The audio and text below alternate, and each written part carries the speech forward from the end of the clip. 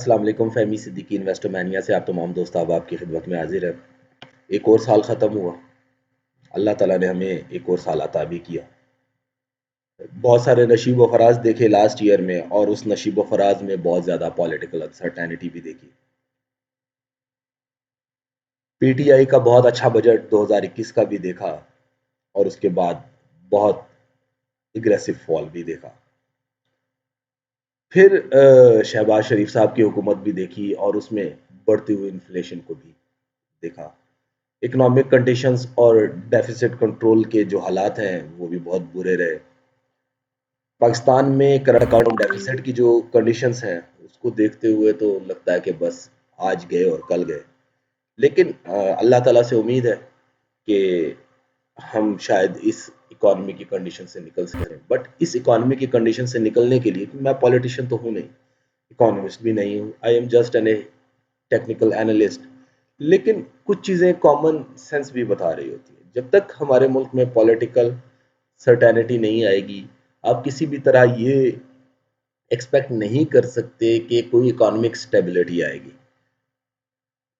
ये सारी चीज़ें एक दूसरे के साथ नथी हैं। एक गवर्नमेंट एक प्लान बनाती है, दूसरी गवर्नमेंट दूसरा प्लान बनाती है। Change of plan mostly effect each other और डेफिनेटली फिर जब तक एक प्लान के ऊपर कंसेक्टिवली लॉन्ग टर्म में काम नहीं होगा तब तक आपके लिए कोई कंडीशन बेहतर हो नहीं सकेंगी। शॉर्ट टर्म के मेजर्स सिर्फ शॉर्ट टर्म के लिए होते हैं।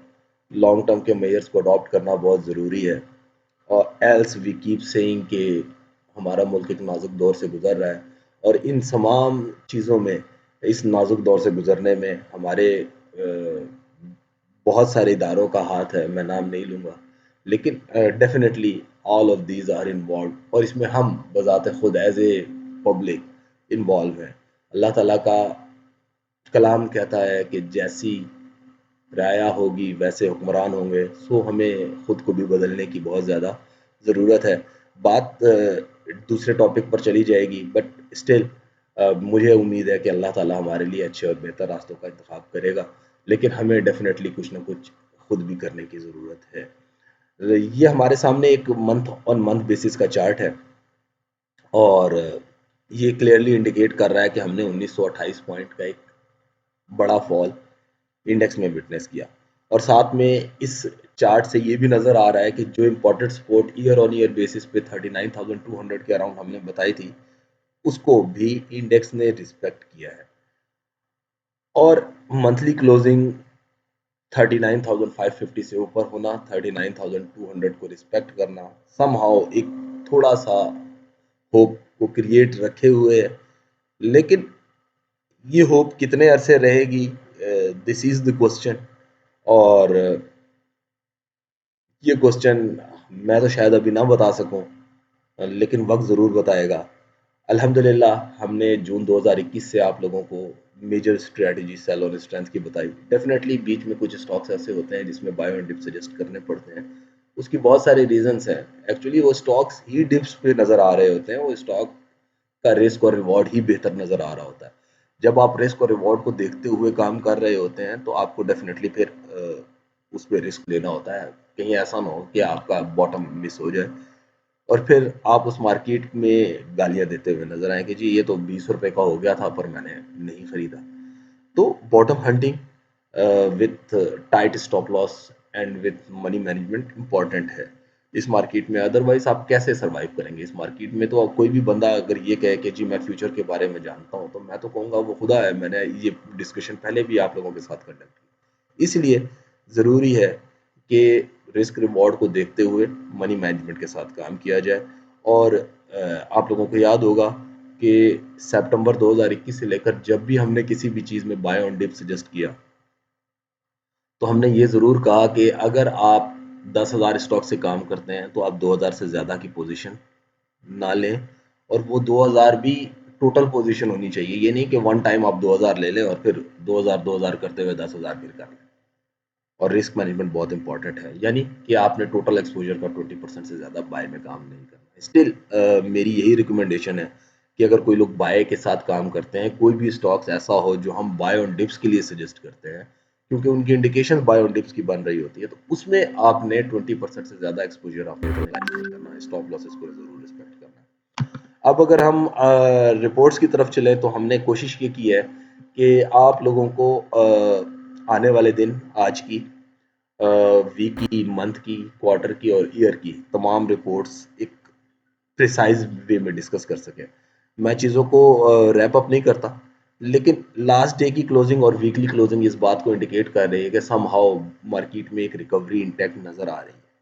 और उन रिकवरी के लिए जो आज के दिन अपसाइड का मूव बनता है, वो हमने 27 तारीख को भी, सॉरी 22 दिसंबर को भी बताया था कि इंडेक्स ने 40,750 से 41,115 के अराउंड टारगेट कर सकता है। सो वो लेवल इंटैक्ट है, जबकि डाउन साइड पे सपोर्ट 40,130 40,040 की बन रही है आज के दिन के लिए। वीक ऑन वीक बेसिस पे चीज़ों में प्राइस एक्शन में जो फॉर्मेशन बनी है वो रिकवरी को कंटिन्यू कर रही है। 40750 41115 यही लेवल हमने 22 तारीख को भी बताया था, इस लेवल के लिए भी, इस वीक के लिए भी इंटैक्ट है। 41,115 41,200 टू 50 के अराउंड प्रॉफिट टेकिंग या सेलिंग ट्रिगर हो सकती है। तो इन एरियाज में प्रॉफिट टेकिंग और सेलिंग को जरूर जहन में रखना चाहिए। डाउन साइड पे वीक के लिए 39,750 39,550 सपोर्ट है, फॉलोड बाय 39,200 टू 39,000 एग्जैक्टली। और 39,000 से नीचे की वीकली क्लोजिंग या इवन 39,200 से नीचे की वीकली क्लोजिंग बहुत ही अ, भयानक शक्ल इख्तियार कर सकती है। इसलिए बेहतर है कि रिस्क मैनेजमेंट को अडॉप्ट रखा जाए।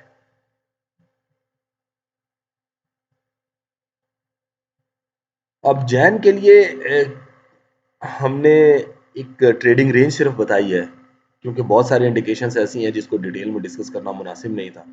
तो हमने सिर्फ एक रेंज डिस्कस की है कि इस पूरे मंथ के लिए 4247 से 38850 का लेवल ओपन है। 38850 का लेवल आप स्टॉप लॉस भी रख सकते हैं, अगर टूटता है तो फिर 1200 पॉइंट दोबारा इंडेक्स से निकलते हुए नजर आएंगे। 37,688 को हम एक्सपेक्टेड बॉटम देख रहे हैं इस वीक के लिए। क्वार्टरली व्यू की अगर बात करें तो तकरीबन 708 पॉइंट्स के गेन के साथ क्वार्टर क्लोज हुआ, और इसकी जो रेंज नज़र आ रही है वो 37300 से 42330 की नज़र आ रही है। ईयरली रैप को डिस्कस करना मैं ज़रूरी समझता हूँ कि लास्ट ईयर हमने अल्हम्दुलिल्लाह आप लोगों को बिल्कुल भी कोई ऐसे ख्वाब नहीं दिखाए जिसमें ये कहा जाए कि मार्केट 56,000 52,000 या 64,000 या 68,000 हो जाएगी बहुत बड़े बड़े पॉपुलर हाउसेस की तरह। बट जो रेंज हमने डिस्कस की उसने बहुत प्रिसाइज वे में काम किया। हमने ये डिस्कस किया था कि बियर्स का एक ब्रीदर नज़र आ रहा है, और वो ब्रीदर इंडेक्स को अगर 47,060 से 47,600 के राउंड लेकर जाता है, तो ये प्रॉफिट टेकिंग और सेलिंग की रेंज होगी। हमने इन लेवल्स को एग्जैक्टली टेस्ट होते हुए देखा, सिर्फ 60 पॉइंट की कमी देखी। 47,060 का लेवल सजेस्टेड था, जबकि 46,970 का हमने हाई बनते हुए देखा, जो कि सिर्फ 60 पॉइंट कम है, जो कि एक्सपेक्टेड रेजिस्टेंस या प्रॉफिट टेकिंग रेंज थी। और उसके बाद हमने 39,200 का एक स्पॉट बताया, जिसको ईयर ऑन ईयर बेसिस पे इंडेक्स ने 3 दफ़ा टेस्ट किया और तीनों दफ़ा रिस्पेक्ट किया। लास्ट वीक में भी 2 दफ़ा टेस्ट हुआ।